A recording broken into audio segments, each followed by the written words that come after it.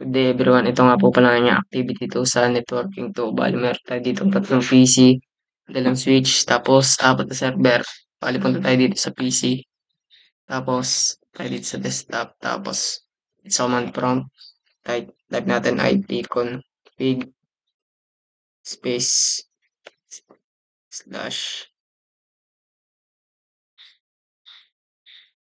all. Diyan natin makikita yung connection nila sa isa't isa, tapos ipconfig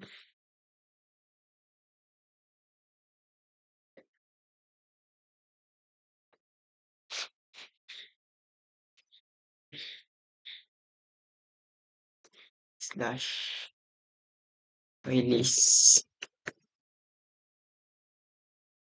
ipconfig new.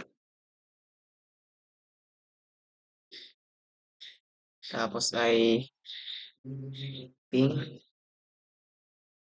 172.16.0.20. Bali yan. Sex na natin. Subukan naman natin yung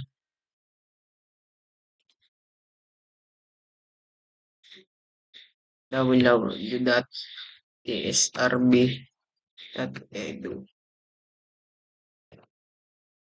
Bali yan, gumana. Tapos subukan natin yung isa. www.internal.com. Yan. Bali okay na. Gumana.